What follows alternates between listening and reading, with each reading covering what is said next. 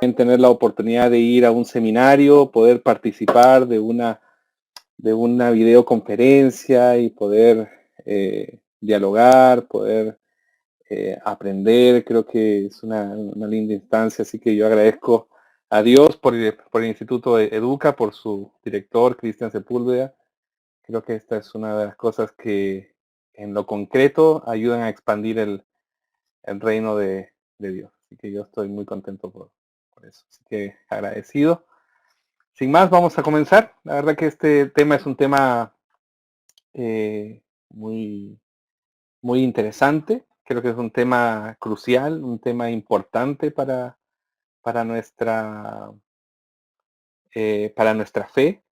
Eh, sin la palabra de Dios a nosotros se nos acaba la posibilidad de poder transitar con libertad eh, en nuestras experiencias religiosas,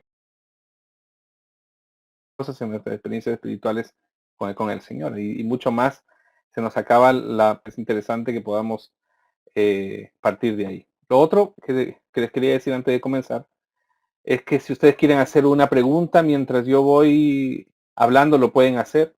Así que ahí si aparece algo en el chat, yo voy a estar atento para poder responder. Y también decirles que yo preparé esta charla pensando en distintos públicos, porque a veces uno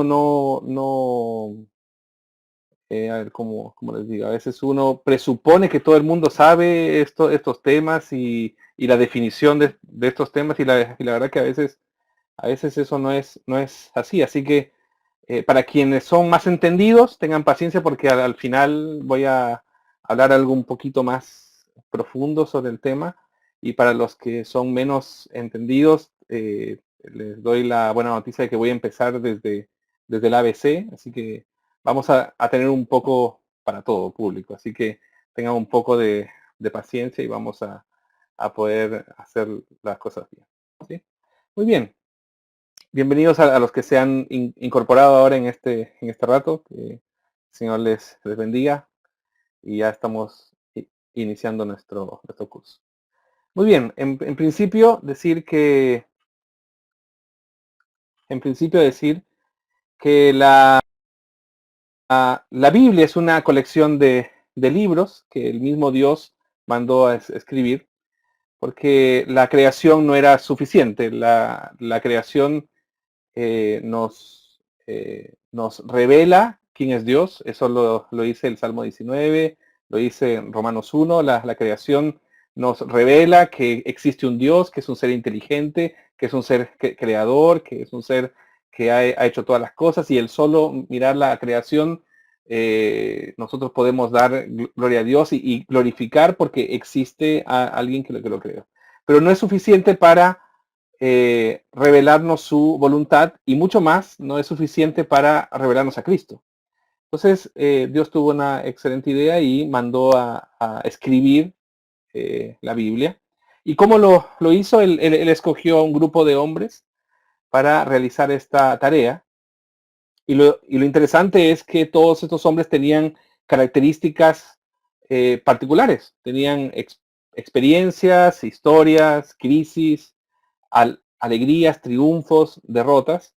Y estos santos hombres, y en el sentido de santos hombres, no estamos hablando de perfección moral, sino en la Biblia la palabra santo significa separado o aislado, exclusivo para algo. Entonces, estos santos hombres, estos hombres separados por Dios, hablaron siendo inspirados por el Espíritu Santo. Y esta es la primera cosa que nosotros vamos a ver en este momento. Quien quiera buscar ahí el texto. Segunda de Pedro 1, 21 habla de estos santos hombres que fueron separados por Dios para escribir su revelación. Muy bien, entonces, ¿qué es inspiración? Si yo les preguntara a ustedes qué es inspiración, hay muchas... regularmente el evangélico le cuesta definir inspiración. Eh, Y la verdad que esto ha sido un ejercicio que yo he hecho a lo largo de los años, no solamente en la iglesia, sino también en el seminario, como que cuesta a uno definir inspiración. ¿Ya? Y la verdad que la inspiración o sea, la inspiración, el concepto que estoy ensayando aquí con ustedes, me parece uno que podría acercarse a una definición apropiada, una influencia sobrenatural del Espíritu de Dios sobre los hombres separados por Él mismo, a fin de que registraran de forma inerrante, es decir, sin errores, y suficiente toda la voluntad de Dios. Me parece que es una definición que en este ensayo nos sirve para acercarnos al texto. Pero tiene que ver con eso, básicamente con influencia sobrenatural, es decir, no anula al hombre, sino lo influye sobrenaturalmente y lo capacita para escribir todo lo que él quiere escribir, pero no lo anula, es una influencia sobrenatural. Y así hay que entenderlo. De hecho, la palabra inspiración tiene que ver con soplo, con respiración, con aliento. Entonces, creo que ahí hay es un buen acercamiento esto de decir que es una influencia sobrenatural del Espíritu de Dios sobre hombres con distintas experiencias. Muy bien. Algunas características de la inspiración. La inspiración es plena, eso quiere decir de que de Génesis a Apocalipsis, toda la escritura es inspirada por Dios, es plenamente inspirada por Dios. De hecho, según el Timoteo 3, 16, que es un texto bastante conocido, dice, toda escritura es inspirada por Dios. De Génesis a Apocalipsis, eso quiere decir de que no hay nada que no haya sido escrito que no tenga el poder sobrenatural de causar una transformación en nosotros. Aún números, por ejemplo, aún los profetas menores que no se entienden, las genealogías inmensas que existen en la Biblia, todas esas cosas fueron inspiradas por Dios. Porque es súper fácil decir que ha sido inspirado por Dios Juan 3:16 o los salmos, por ejemplo, que nos inspiran, nos motivan, o las cartas de Pablo que son desafiantes. Pero claro, es mucho más difícil decir que es plenamente inspirado cuando se trata de números, por ejemplo. Y si yo les preguntara a ustedes, ¿hace cuánto no escuchan una predicación en números? Una serie de mensajes, ahora que está de moda, la serie de mensajes. ¿Hace cuánto que no escuchamos, y yo me incluyo, una serie de mensajes en números, por ejemplo? O en los profetas menores, que también es un tanto difícil. Hermanos, abran su Biblia en Nahum. ¿Hace cuánto que no escuchamos eso? Entonces, cuando nosotros asumimos de que es plena, tenemos que también hacernos cargo de que tenemos que enseñar esos textos que no son muy fáciles o no son muy atractivos, porque es súper fácil decir que es plena y que de Génesis a Apocalipsis, pero en verdad, si nosotros estamos afirmando esto, que es plena, estamos diciendo yo estoy dispuesto a hablar de esto, a predicar de esto. Creo que me parece una deuda pendiente del mundo evangélico, el asumir que toda la escritura es inspirada por Dios, pero hay una deuda en predicar y enseñar toda la escritura. Y todo lo que fue registrado lo fue por la voluntad de Dios. Así que no hay nada que no haya sido escrito, que no haya sido preparado, planificado y destinado por Dios para nuestra vida. Eso quiere decir de que no te preocupes, José Luis, te estábamos esperando, de hecho. Eh, aunque yo lea la Biblia y no sienta nada, aún así ese texto es inspirado por Dios. Entonces, es mi pecado lo que me impide entender la palabra de Dios y saber y descubrir en mi corazón de que es inspirado. Pero no quiere decir de que porque no lo sienta, no haya sido inspirado. Y en ese sentido es plena, porque es mi pecado lo que no me permite ver qué es la palabra de Dios. Entonces, aquí vamos a desmitificar algo que solamente es palabra de Dios cuando toca mi corazón. No, es como el Señor hoy tocó mi corazón con el mensaje. Cuidado, el Señor siempre, la palabra de Dios nunca vuelve vacía, siempre es plena para nosotros. Entonces creo que es importante rescatar este valor de que pedirle perdón al Señor, y cuando nosotros leemos la Biblia y no toca nuestro corazón, entre comillas, no por eso deja de ser inspirada, al contrario. Hay algo que el Señor está haciendo y que ciertamente nuestro pecado no lo permite. Entonces, en este sentido, inspiración plena. ¿Sí? Eso es lo primero. Lo segundo, la inspiración tiene otra característica, es dinámica. Eso quiere decir que Dios no anuló la personalidad de los escritores, sino que inspiró dinámicamente su palabra utilizando las experiencias, investigaciones, aptitudes y estilos de sus autores. Eso quiere decir que no solamente utilizó románticamente el estilo poético de alguno, el estilo más culto de otro, eso es lo que siempre nos enseñan, sino que utilizó las crisis también, las dudas, las interpelaciones, las perplejidades de los autores bíblicos, los utilizó para inspirar. Esto es muy humano. Esto no tiene nada de, ¿cómo les puedo decir? Nada de angelical. Dios quería tomar la humanidad de los autores y a partir de sus experiencias construir su revelación. No sé ustedes, por eso yo lo encuentro maravilloso. El hecho de que Dios haya utilizado las crisis de David, las imperfecciones de David, las crisis de Habacuc, el conflicto que tenía el apóstol Pablo, lo complejo que era Moisés.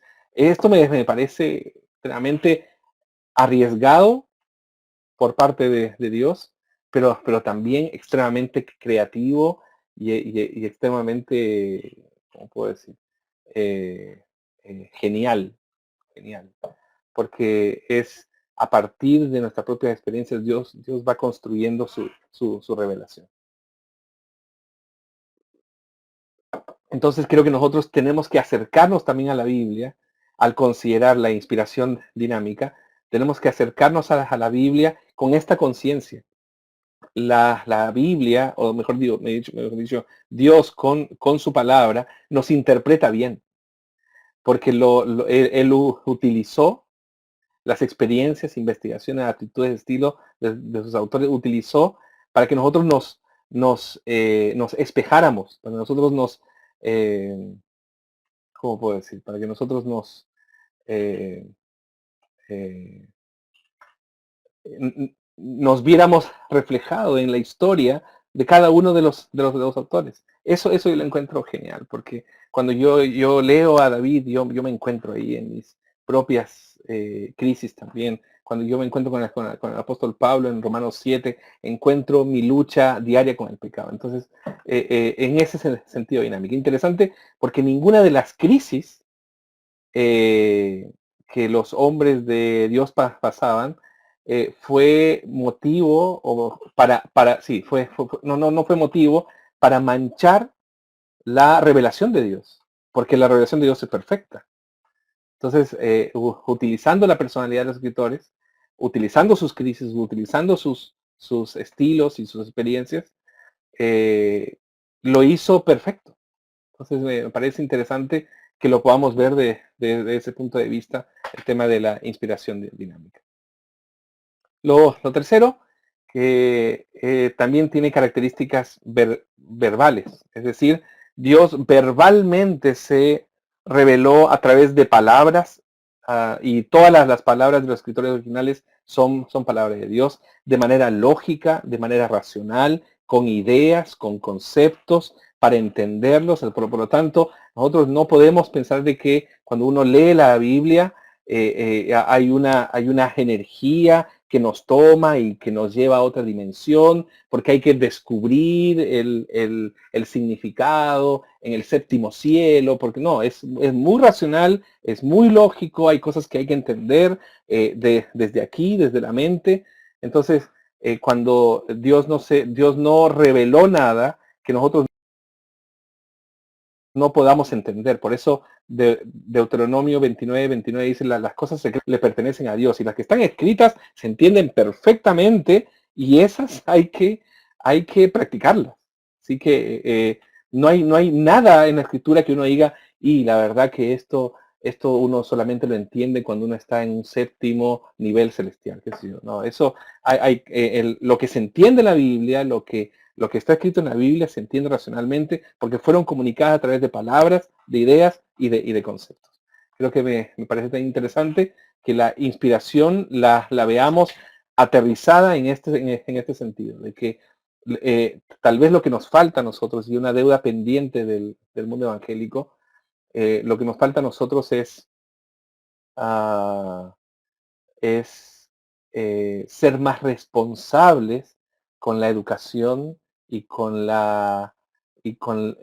el estudio de la palabra de Dios. Ese es nuestro problema. Que nosotros queremos revelaciones, el mundo evangélico quiere revelaciones espirituales, pero no quiere la revelación espiritual que nace de 5 horas estudiando la palabra de Dios y haciendo lo que hay que hacer, viendo el contexto, el texto y todo lo que ustedes seguramente ya saben acerca de la hermenéutica. Entonces, creo que ahí está nuestro desafío. Nuestros desafíos están en que, claro, es muy fácil decir, Señor, revélame, quiero que me reveles, porque, y así, no, el Señor dice, no, yo ya lo he revelado con palabras, con ideas, con conceptos que ustedes tienen que descubrir, que ustedes tienen que descubrir, entender y aplicar en sus vidas.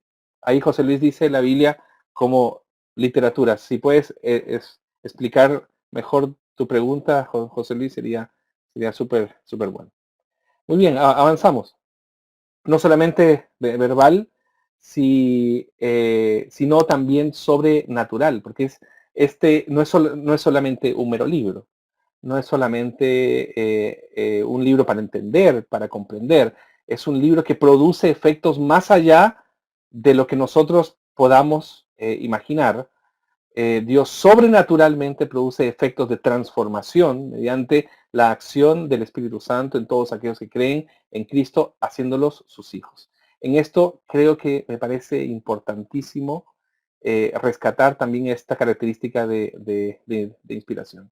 Yo debo creer, desde mi convicción evangélica, yo debo creer que si yo diligentemente y disciplinadamente yo me dedico a estudiar la palabra de Dios, si es que yo lo hago, hay una promesa de Dios de transformación de mi vida. O sea, y yo tengo que creer en eso.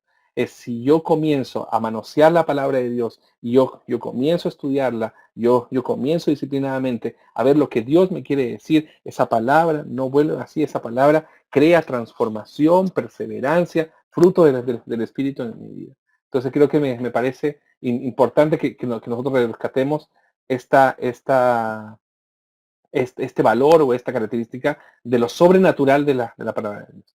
Ahí viene una pregunta de Brian. ¿Cómo se complementa el concepto de dinámica y verbal? Si dentro del concepto de verbal vemos que todas las palabras son escogidas por Dios, me refiero que...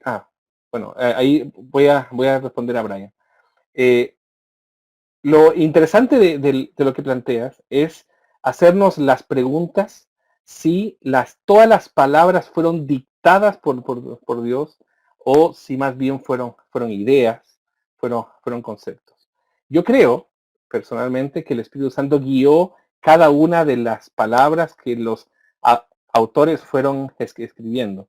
Pero cuando uno habla de dinámica, tienen que entender esto, de que es el autor escribiendo a partir de sus sentimientos, de sus pensamientos, pero también el Espíritu Santo guiando eso sin anularlo. En ese sentido lo dinámico. Entonces, una cosa no anula a la otra, hay que complementarla bien, por eso también es un misterio, ¿no? De cómo mis crisis, cómo mis experiencias, de escribirlas, el Espíritu Santo no anulándome, yo puedo escribir, bueno, yo digo yo como escritor suponiendo que soy un escritor de la Biblia, comenzando a escribir y saber y no, incluso muchos de ellos no sabían que era revelación de Dios. Y Dios influenciándolos sobrenaturalmente para que eso fuera exactamente lo que Él quería que escribieran. Eso me parece interesante. Muy bien, José Luis pregunta, me refiero que la Biblia debe ser estudiada como literatura y literatura antigua para complementar lo que usted decía. Sí, claro, obviamente. La Biblia tiene que ser escrita como literatura antigua, siempre y cuando no perdamos de que hay un mensaje presente. Y esas dos cosas hay que manejarlas siempre y eso seguramente lo van a ver en clase de hermenéutica porque ese es tema para eso. Muy bien.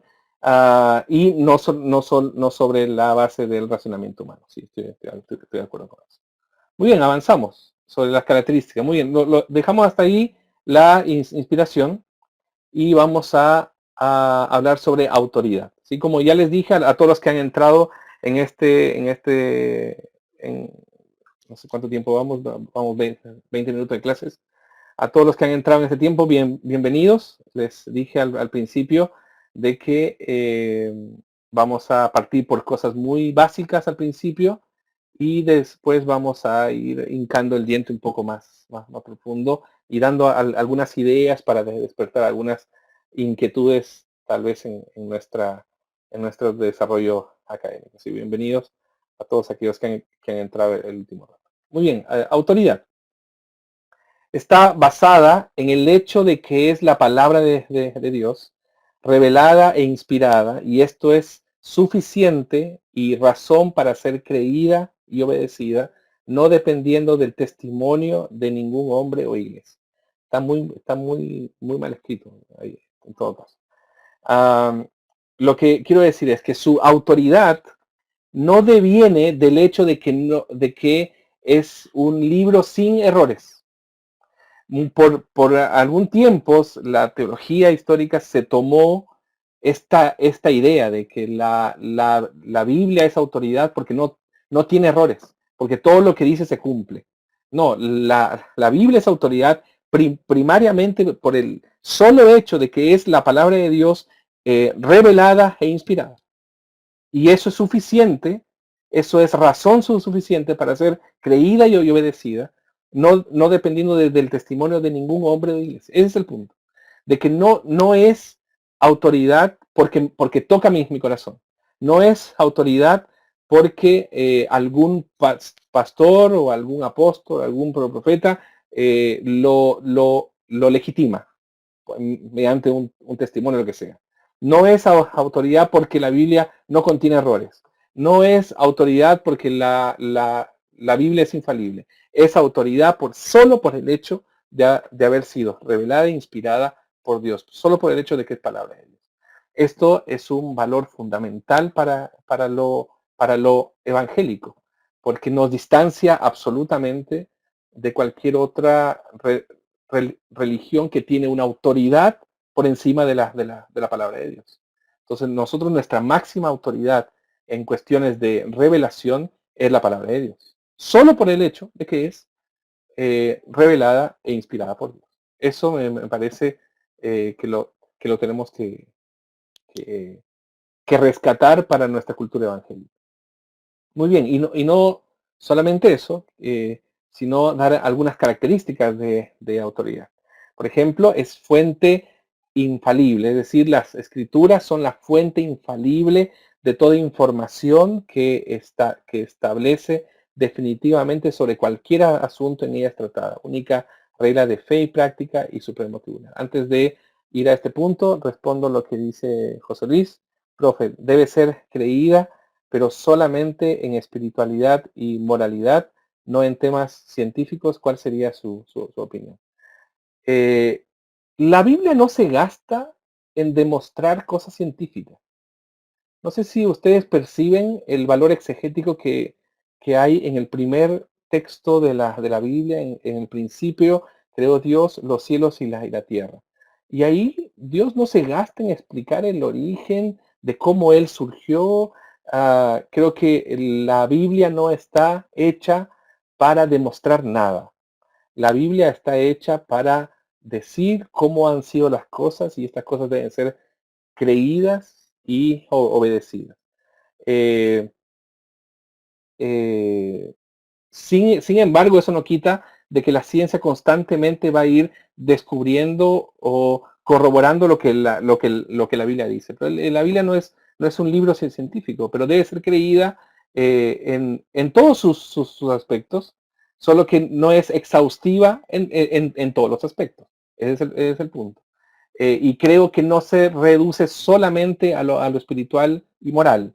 Creo que la Biblia es atingente en todas las áreas de nuestra vida, solo que no es exhaustiva en todas las áreas, es decir, exhaustiva en el sentido que no, no busca demostrar nada en todas las áreas de nuestra vida, solamente que todo lo que dice es verdad.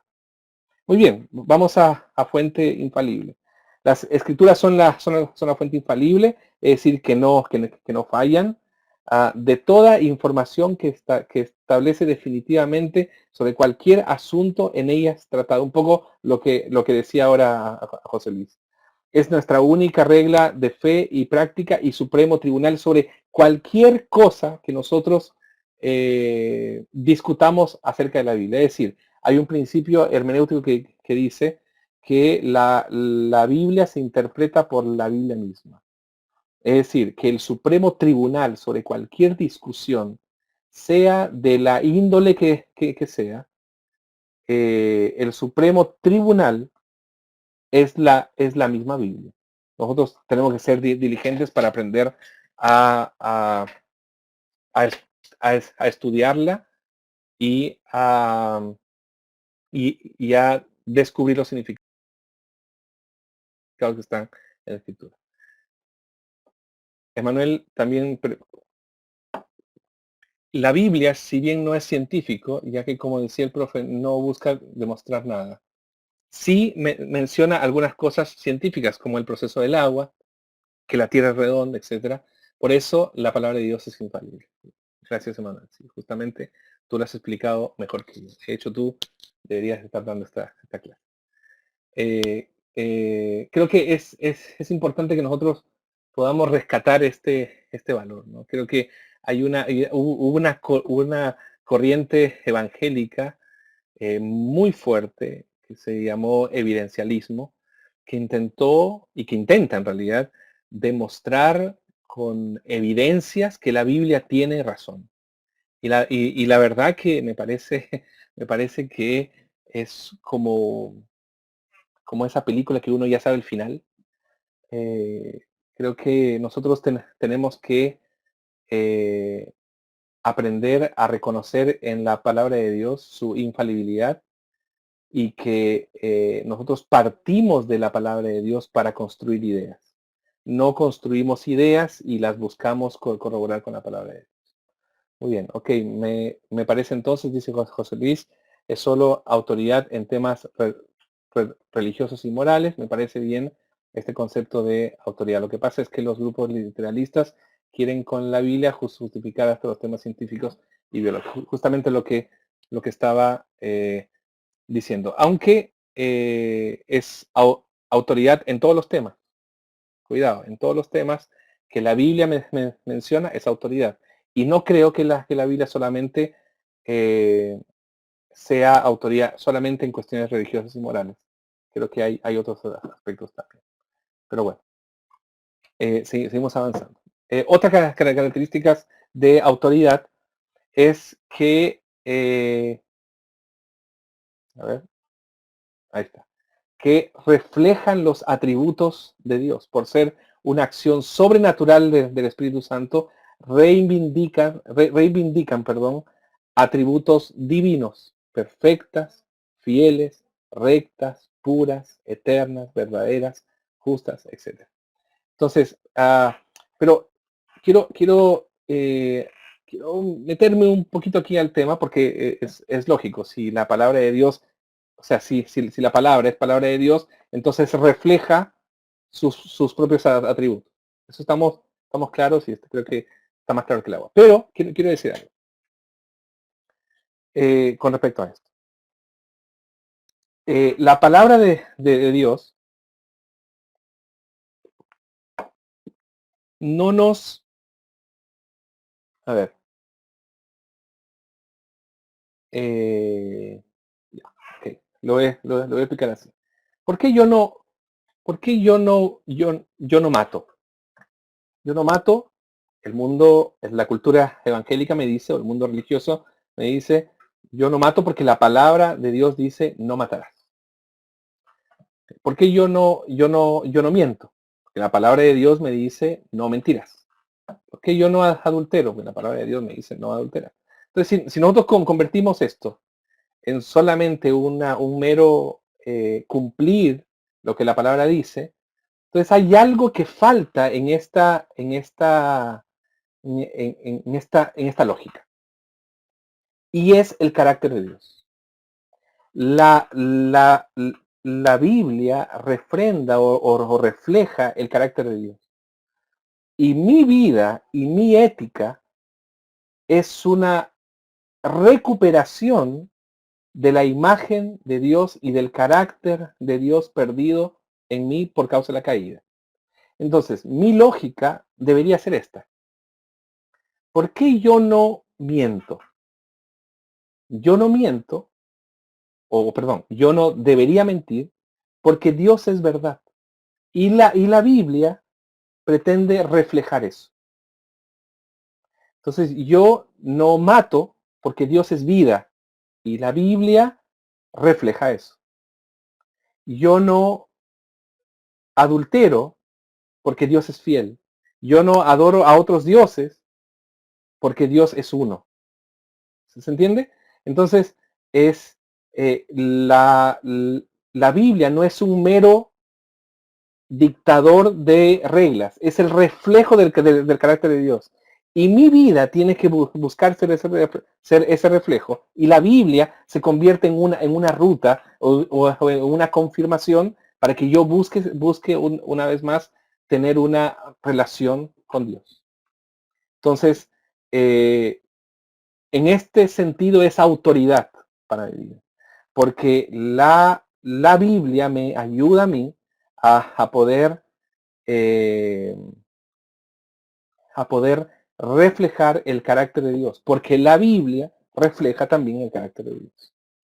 Entonces, yo necesito la Biblia, como bien dice aquí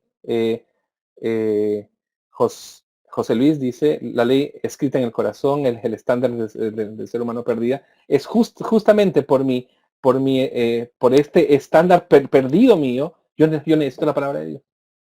Y cuando yo necesito la palabra de Dios, no es porque necesito un conjunto de reglas.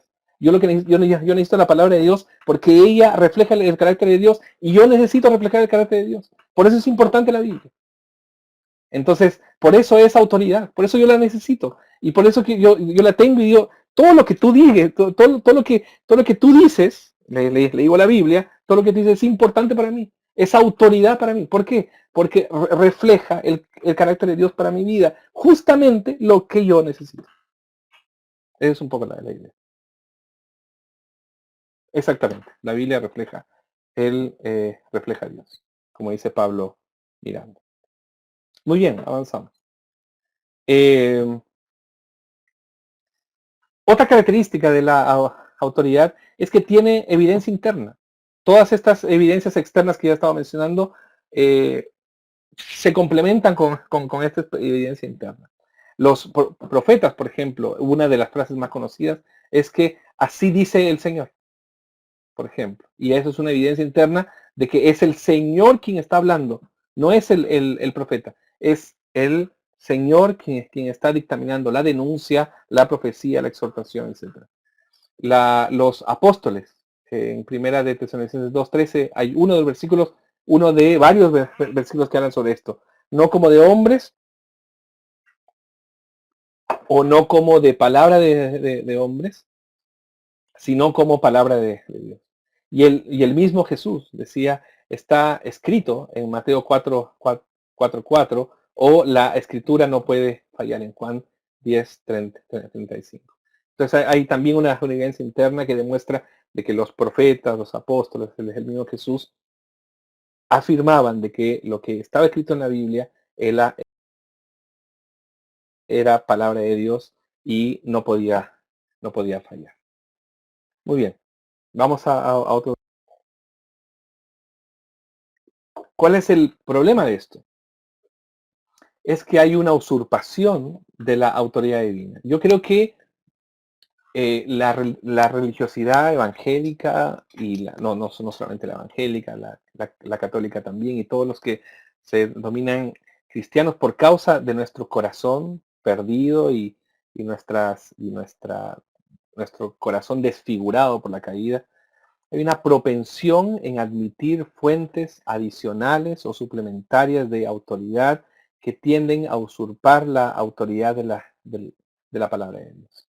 Es una tendencia, ¿no? Es una propensión, estamos propensos a eso. Y por otro lado, hay una tendencia de limitar la autoridad de las escrituras, negándola, que es la peor, subjetivándola, que es también que es bastante peor, también en verdad, o, o reduciendo su campo de aplicación. Yo no lo quise dejar aquí, así que vamos a ver en qué sentido nosotros podríamos ser parte de este complot contra la Biblia. Porque yo creo que es un complot. Y todos nosotros somos parte de este complot de alguna manera. Aquí nadie se sale, no, pastor, yo soy absolutamente fiel con la palabra de Dios. No, nadie puede, o sea, yo antes de predicar todos los domingos en mi iglesia, tengo que pedir perdón al Señor y misericordia y rogando que le haya achuntado en el exégesis, porque yo quiero predicar fielmente la palabra de Dios, pero siempre en realidad hay una posibilidad de que yo haya suprimido algo, haya colocado alguna idea mía. Entonces, la verdad que esto es un tema, me parece a mí fundamental.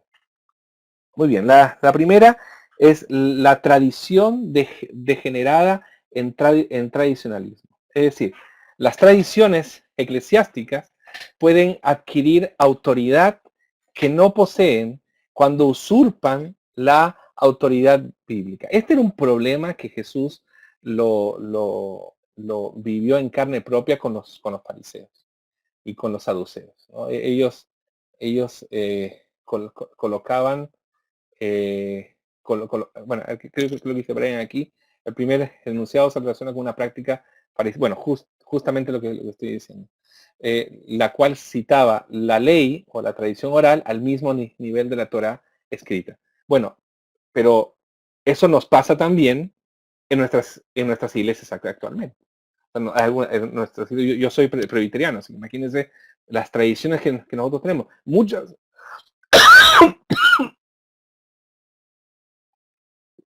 Dios me mandó todos para que no siga hablando, creo.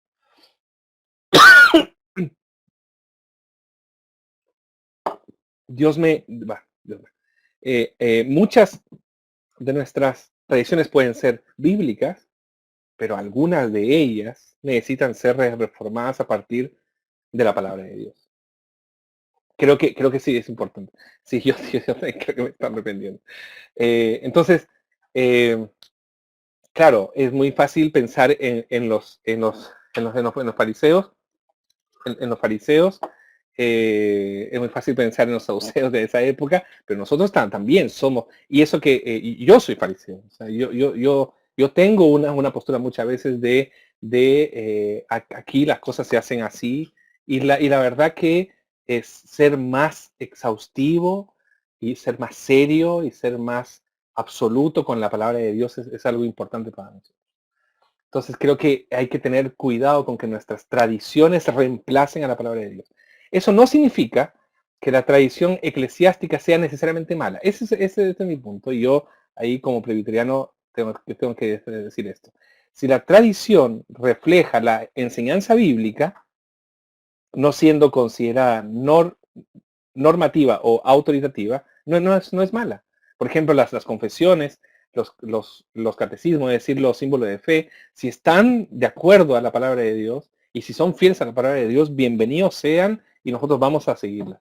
Pero hay algunas cosas que me parece que no tienen que degenerar la tradición. La tradición tiene que estar supeditada a la palabra de Dios. Si no, es tradicionalismo y nosotros ahí le estamos quitando autoridad a la palabra. La palabra es autoritativa en todos los aspectos de la vida de la iglesia y en todos los aspectos de nuestra vida y en todos los aspectos de la vida de la sociedad. Es autoritativa, es supracultural y es supraeclesial y es supratemporal también. Así que me parece importante. Benjamín dice, ahí parece que algunos mal entienden el principio de eso. Exactamente. Ahí creo que hay un tema. La Navidad es tradicionalista. Pucha, pero ¿por qué me hacen esa pregunta? La tradición forjó el canon tanto judío como cristiano, sino por la confesión. No entiendo muy bien, si lo puede redactar mejor, sería súper bueno. Lo que pregunta José Carrasana, la Navidad es tradicionalista. Yo creo que la Navidad tiene que ver con lo simbólico. Y creo que rayarnos un poco en este tema de que si la Navidad es bíblica o no es bíblica, yo creo que nunca hay que perder de vista el tema central de la Navidad, que es Jesucristo. Entonces, cuando nosotros nos rayamos y colocamos esta tradición de la Navidad por encima del significado y del símbolo, creo que lo que nosotros tenemos que rescatar de estas fechas, por ejemplo, Semana Santa, el Pentecostés, los aniversarios de la iglesia, por ejemplo, es un rescate de los símbolos, o sea, es el reconocimiento de la fidelidad de Dios, el reconocimiento del nacimiento de Jesús, es el reconocimiento de su poder y el Espíritu Santo viniendo a la iglesia, qué sé yo. Hay que rescatar el símbolo por detrás de la tradición. Si no, se vuelve en tradicionalismo cuando ya pierde el símbolo y no se convierte en un medio para llegar a la adoración a Dios y se convierte en un fin en sí mismo. Cuando ya en Navidad el arbolito es central, ya perdiste el foco y no sé si se entiende. Entonces, creo que la palabra de Dios no tiene que estar perdón, la Navidad, ni cualquier otra fiesta de la iglesia tiene que estar por encima del símbolo y el rescate a lo que la palabra de Dios quiere decir de esa fecha. Bien, José Luis dice, o sea, la tradición fue el primero texto, la tradición fue primero al texto escrito en el judaísmo y el cristianismo. Por eso es importante conocer la tradición. Así es. Bueno, ahí tal vez hacer un link con que a partir del mito nace el rito, ¿no? Entonces, primero perdón, sí, a partir del mito nace el rito. Yo construyo el mito eh, a partir de una experiencia. Por lo tanto, esa experiencia de lo que los antiguos han tenido, me parece que hay que rescatar y por eso es importante la tradición. Pablo Miranda dice, el bautismo de niños es tradición también. El bautismo de niños, como muchas prácticas cristianas, tienen que estar supeditadas a una interpretación bíblica. Entonces, siempre y cuando uno tenga una buena hermenéutica, uno puede reconocer en el bautismo de niños o no, si es bíblico o no. Pero creo que no es necesariamente tradición. En el sentido de que tiene que estar supeditada a la palabra de Dios. Ahí cada uno, si hay aquí paido bautistas, eh, fantástico, y quienes no bautizan niños, también fantástico. La verdad que depende de lo que sí tienes que tener una hermenéutica clara. O sea, tú tienes que defender tu postura a partir de una interpretación, de una hermenéutica clara. O sea, tú no puedes decir, ah, no, yo creo en el paido, en el bautismo de niños porque en mi iglesia se bautizan niños. O yo no creo en el bautismo de niños porque en mi iglesia solo se bautizan adultos. No, eso es convertir la tradición en tradicionalismo. Yo bautizo, perdón, en mi iglesia se bautizan niños y yo creo en eso porque creo en la teología del pacto por esto, por esto, por esto. Me parece rescatar y hay que redimir también nuestras tradiciones que muchas veces las asumimos porque en nuestra iglesia se hacen así.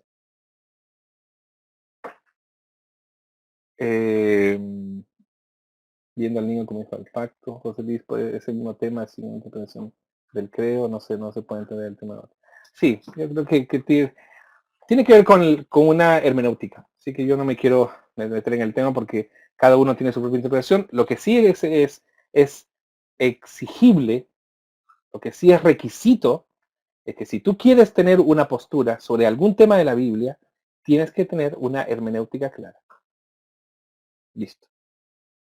¿Sí? Wilson Espinosa, si tú planteas eso, tienes que sustentarlo hermenéuticamente. Fantástico. ¿Sí? Y eso es importante. Que nosotros no nos gastemos, ojo, nosotros, yo miro mucho eso en el Facebook. A veces bueno, yo me aburro mucho con las discusiones en el Facebook, pero cuando me meto a ver, veo muchas discusiones de conclusiones, pero no veo discusiones de presuposiciones. Es decir, cuando no nos ponemos de acuerdo en que tú piensas así porque tu hermenéutica dice esto y tú piensas así porque tu hermenéutica dice esto, ahí no hay diálogo, es simplemente tirarse bombardeos mutuamente y que es bastante infructífero. Por eso me aburre bastante las discusiones en Facebook. Y quizá está para hacer en otro. Sí, tal cual. Yo feliz de poder hacer. Pero ese no es el tema. Así que vamos a seguir con la siguiente usurpación de la autoridad, que es la emoción degenerada en emocionalismo. Sí, la verdad que me están poniendo difícil. Porque no es el tema, si no, yo feliz me meto en el tema del bautismo, pero no es el tema, chicos. Así que encantado en otra oportunidad. Vamos al tema. La emoción degenerada en emocionalismo. Es decir, en la esfera religiosa frecuentemente es dado un valor exagerado a la intuición, al sentimiento, al convencimiento subjetivo. Fácilmente ese sentimiento subjetivo de convicción personal e interno se puede convertir en iluminación espiritual y revelación divina con pretensión universal, sueños, visiones y pseudoprofecías. A ver, ¿cuánto nos queda? Me quedan exactamente como unos 20 minutos, más o menos. Sí, preparé mi clase como para 1 hora y 10, más o menos. Así que, bueno, pero si se quiere retirar. En todo caso, a mí solamente se me ocurre eh, dar una videoconferencia durante el Festival de Viña del Mar. A mí solamente se me ocurre.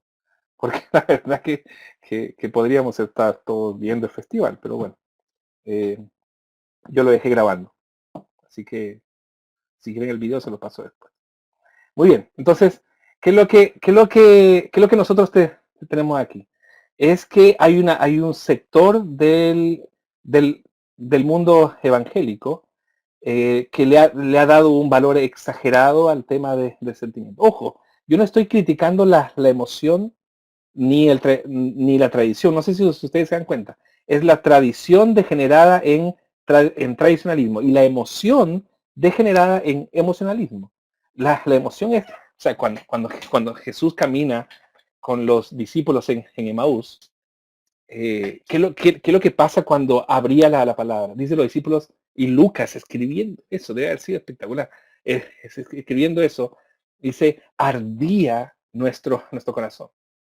Eso quiere decir de que hay una experiencia emocional, hay una experiencia sensitiva, hay una experiencia de un sentimiento, porque la palabra de Dios va no solamente a nuestra mente, a nuestro corazón, a nuestros sentimientos, y eso yo no dudo, yo creo que la palabra de Dios produce eso en nosotros. ¿Cuántos de nosotros hemos leído la palabra de Dios y hemos llorado de alegría, hemos llorado de los desafíos que el Señor nos presenta?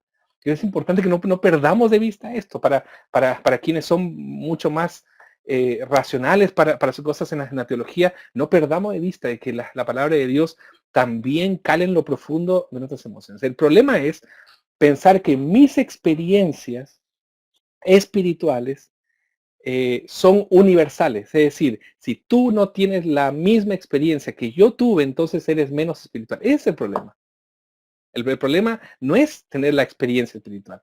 El problema es cuando yo quiero, cuando yo pretendo de que los demás piensen que lo que me pasó a mí tiene que ser universal, por ejemplo.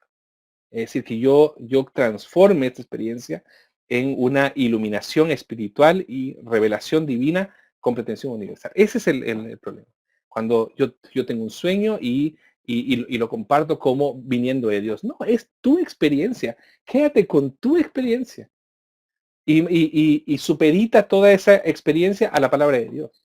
Porque Gálatas 1:8 dice, si hay alguien, si algún ángel, si a nosotros, si un ángel del cielo viniera a decirles un evangelio que no es el que nosotros les hemos predicado, sea anatema, sea maldición. Así que todas las cosas que te pasan tienen que estar supeditadas a la palabra de Dios. Y tampoco puedes pretender de que mi experiencia sea la misma que la tuya. Listo. Entonces creo que me parece un problema. ¿Qué es lo que están diciendo los hermanos? José Carrasana dice, porque para algunos hermanos es más fácil sentir a Dios que para otros. Sí, o sea, hay hermanos que son más sensibles que otros nomás, y no tenemos que hacernos problemas por el tema. Y yo soy bastante sensible con mis temas, pero soy muy difícil de llorar, por ejemplo. Y cuando yo lloro es porque la verdad la cosa está compleja. Y varias veces el Señor me ha quebrado y ha sido muy, muy especial. Y no por eso soy más espiritual o menos espiritual. Lo que sí hay hermanos que son, pero súper, hiper sensibles. Bueno, cada uno con su tema. El tema es que no se pierda que esa experiencia no es superior a la palabra de Dios. Ahí está el tema. El tema no es decir a los hermanos, no tenga experiencias o no se emocione. No, es no pretenda que su emoción o que su experiencia sea la medida de mi espiritualidad. Ese es el punto. Muy bien, ¿qué más dice? Los teólogos de la prosperidad utilizan este recurso para manejar a las personas. Yo creo que sí. Varios de ustedes conocen un video mío que anda dando vueltas por ahí sobre la teología de la prosperidad en las conferencias volviéndoles al Evangelio. Yo hablo de eso, así que comparto tu opinión, José Luis. Y Brian dice finalmente de error es hacer una doctrina de una experiencia religiosa. Exactamente, ese es mi punto, Brian. Es pretender hacer una doctrina de una experiencia religiosa personal. Creo que ahí está el detalle y ahí le quitamos autoridad a la palabra de Dios en sí mismo. Y a ver, no sé si es lo último. Es lo último en esta parte, sí. Todavía me queda un poquito. La razón degenerada en racionalismo. Bueno, esta parte la podemos saltar porque como soy proyectado esa parte. No, hay que tratarla también. El hombre, debido a su naturaleza pecaminosa, siempre ha resistido someter su razón a la autoridad de la palabra de Dios y pretende tenerla a la razón como fuente suprema de autoridad, pero lastimosamente esta pretensión de tenerla siempre como fuente suprema de autoridad fue la causa de la caída y también su consecuencia. Entonces, siempre una tendencia del hombre moderno, de donde nosotros venimos, las iglesias históricas, las iglesias protestantes históricas venimos de una lógica moderna, ha sido un problema esto, porque todo lo hemos intentado explicar. Y la verdad que hay cosas que no se pueden explicar. Hay cosas, todo en la Biblia se puede describir, pero no todo se puede explicar. Y nuestra teología pretende explicar todo. No quiero explicar lo obvio, quiero decir algo que me parece importante que ustedes le den una vuelta. Por ejemplo, ¿qué manía está la nuestra de querer encajar todo en 5 puntos? ¿Qué manía la nuestra en querer encajar todo en una confesión de fe? ¿Y qué manía la nuestra de que todo esté perfectamente ordenado y sistematizado? Creo que me parece que eso es una degeneración, porque no vamos a poder comprender a Dios cabalmente, y me parece que esto nos afecta a la forma en la que llegamos a un mundo postmoderno también. O sea, nosotros tenemos que deconstruir, por ejemplo, metarrelatos para llegar al hombre más líquido, por decir de alguna manera. Entonces creo que hay una manía. Y cada vez que el hombre, que el hombre ha intentado explicar un misterio, ha caído en una herejía. Por ejemplo, la Trinidad, eh, el modalismo, por ejemplo. Dios son modos, o por ejemplo también Dios son manifestaciones. O Dios son, por ejemplo, cuando intentan explicar, a mí me explicaron así en la escuela dominical, que Dios es como el agua, tiene en sus 3 estados: estado líquido, gaseoso y sólido. Es una herejía. Intento explicar con la razón algo que es un misterio. Entonces, me parece que la Biblia en muchas cosas se puede explicar, como ya les dije anteriormente, pero en otras que son realmente misterios, como la Trinidad, uno, uno puede describir, pero no necesariamente explicar. Entonces creo que cuando la razón quiere tomar por encima una importancia por encima de la palabra de Dios, o de la autoridad de la palabra de Dios, me parece que ahí está el problema. Héctor Valdivia dice: ¿qué es lo que finalmente le asigna la autoridad moral a la palabra de Dios? La santidad de Dios. La santidad de Dios. Pregunto esto puesto que es ella donde se manifiesta la voluntad de Dios. ¿Es autoritaria por sus características? ¿Cómo así autoritaria? ¿Es autoritativa o es autoritaria? Yo creo que la Biblia es, si entendí bien la pregunta, la Biblia vino como una imposición. Kant decía que hay 2 formas de entender el tema: o nuestra ética es autónoma, es decir, que surge de las propias costumbres del hombre, que surge desde el mismo hombre, o nuestra ética es heterónoma, es decir, que es otra ley que se nos impuso. Kant tenía la teoría de que nuestra ética para la religión cristiana era autoritaria, porque se nos imponía. Pero yo no tengo problema con pensar eso. La palabra de Dios se impone en nuestra vida y nos dice cómo nosotros tenemos que ser en esta dinámica de ser como Dios, o como el carácter de Dios, que refleja el carácter de Dios. Entonces, yo creo que sí es autoritaria, en el sentido de que nos dice cómo nosotros tenemos que estar y nosotros tenemos que obedecer.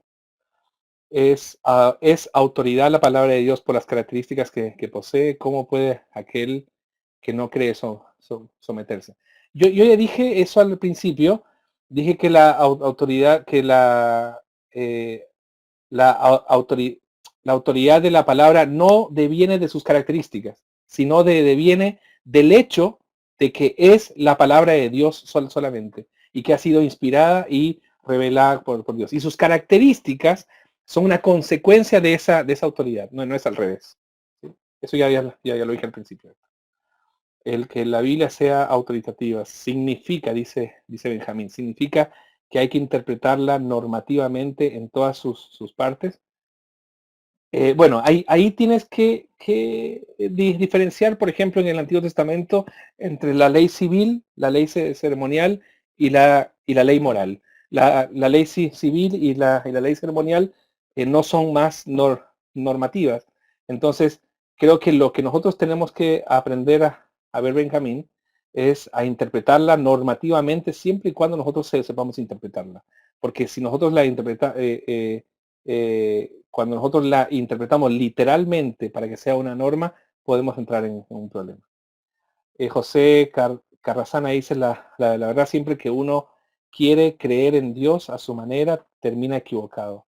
Dios debe amarse como Dios quiere que se le ame. Sí, eso es lo más difícil y hay que pedirle misericordia a Dios para que nos enseñe a amarlo como Él quiere que nosotros lo amemos. Y José Luis dice, la autoridad de la escritura lo da el hecho de tener fe que esté escrito, esconde o contiene la palabra de Dios. La verdad que, José Luis, yo soy muy lento y me cuesta entenderte. La verdad que yo creo que es un error mío. Creo que lo que tú estás intentando decir es que si la Biblia contiene la palabra de Dios, eh, bueno, si lo puedes redactar mejor, sería bueno. Yo soy muy lento, yo te pido disculpas por eso. Muy bien, seguimos entonces, porque tengo que avanzar. Muy bien, aquí quiero lanzar para los un poco más entendidos, quiero lanzar algunas cosas que me parecen interesantes. Eh, Revelación más autoridad. La teología reformada, que es la teología que nosotros, o que yo enseño en este instituto, es una teología principalmente revelacional. ¿Qué quiere decir eso? Que las Sagradas Escrituras es autoridad en la lectura de todos los aspectos de la revelación. El énfasis no debe centrarse entonces solo en la infalibilidad, sino también en su autoridad. Por eso lo que yo le decía, creo que hay una eh, cierta tendencia nuestra de pensar de que, como decía Héctor, de que yo creo en la Biblia, en la autoridad de la Biblia, porque es infalible, porque es inerrante, porque es perfecto. No, yo creo en la Biblia porque es palabra de Dios. Y el solo hecho de ser palabra de Dios demanda para mí que yo crea en su autoridad en todos los aspectos de mi vida, principalmente en el ético. Porque, por ejemplo, uno puede ser muy fariseo para sus cosas, es un tipo más que fariseo, utiliza mala palabra. Uno puede ser muy rígido, por ejemplo, no, es que la palabra, y levantar la bandera, la palabra es inerrante, y la palabra esto, y la palabra lo otro, y levantar nuestras banderas, y el compadre es un tipo que en su ética laboral no es un tipo coherente y consecuente. Entonces, el énfasis debe centrarse no solo en la infalibilidad, debe centrarse en su autoridad. Entonces, no, creo que nosotros tenemos que rescatar eso. Carlos dice, mire, tengo una duda terrible, porque ¿cómo contextualizamos las cartas escritas a ciertas iglesias a nuestro tiempo? Si pudieras extenderte un poco más, Carlos, ayudaría. Mientras tú escribes mejor la pregunta, yo avanzo. Eh, Muy bien, entonces, la reforma reconoce la necesidad de la iluminación espiritual, la exigencia de la hermenéutica y la exégesis para que su autoridad sea evidente. Me encanta esta parte. ¿Por qué? Porque nosotros como reformados creemos de que, claro, podemos criticar al mundo de la teología de la prosperidad, los apostólicos y todo eso, pero nosotros tenemos que hacer nuestra pega. Es decir, se evidencia la autoridad de la palabra cuando yo descubro la verdad de Dios en los textos bíblicos. Esta es una tarea pendiente para nosotros. Es muy lindo creer y levantar la bandera de la inerrancia de las escrituras, pero su autoridad se evidencia cuando yo descubro, ¿verdad? Y le digo a la iglesia, mire esto, mire esta virtud que encontramos. Y ahí es donde se evidencia su autoridad, porque esa semilla cae en la persona y finalmente produce fruto.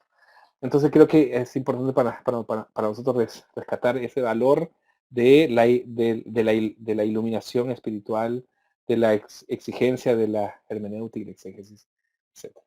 Entonces, la libre e individual interpretación lleva naturalmente al crecimiento personal del cristiano y no a la dependencia clericalista. Porque el gran problema de las iglesias que se dejan llevar por la teología y por la predicación de hombres supuestamente de Dios es porque no han estudiado la palabra de Dios. Entonces la reforma, el espíritu de la reforma es: lee tu Biblia para que no te engañen. Lee tu Biblia para que tú aplaudas a tu pastor y glorifiques al Señor por él. Lee tu Biblia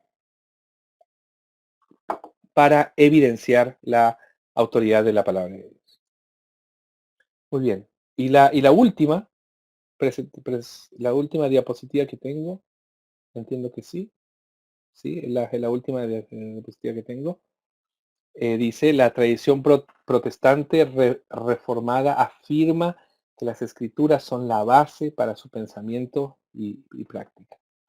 Nosotros creemos de que la Biblia es regla de fe y práctica. Todo lo que nosotros hacemos o dejemos de hacer tiene que ir supeditada a la palabra de Dios. Por eso nosotros creemos también en que una iglesia reformada es una iglesia siempre reformándose a partir de la palabra de Dios.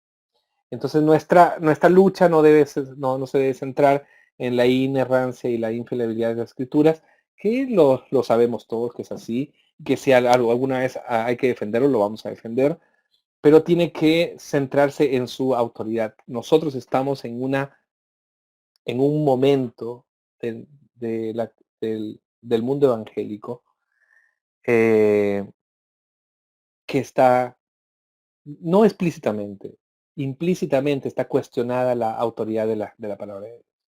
Y la sola escritura creo que es una característica muy cara ahora en el mundo evangélico. Entonces creo que nosotros tenemos que si hay una bandera que nosotros tenemos que defender es, es su autoridad.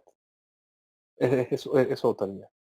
La palabra de Dios por encima de cualquier tradición, de cualquier predicación, de cualquier mensaje, de cualquier profecía, de cualquier visión, de cualquier sueño, de cualquier cosa, la palabra de Dios por encima de todo eso.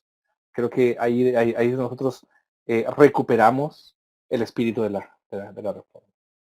Y creo que también por eso el tema que yo puse, ¿no? Inspiración y autor de la Biblia, una mirada necesaria, porque es necesario para esta época recuperar el espíritu de la reforma en la autoridad. Si no, creo que la lucha de los reformadores habrá sido en vano. ¿Sí? Que el Señor les bendiga. La verdad que ha sido un tiempo excelente para mí. Son 23:10 justamente como lo había pensado. Así que espero poder verlos en otro momento. A los alumnos de teología sistemática en estos días, voy a pasar unos días corrigiendo sus trabajos, contestando un poco el tema del foro. Así que estén atentos porque van a recibir mis respuestas y algunas correcciones de trabajos. Que el Señor les bendiga, una bendición estar por aquí. Gracias una vez más al Instituto Educa, que nos da esta oportunidad, esta plataforma que es magnífica. Así que es Solideo Gloria.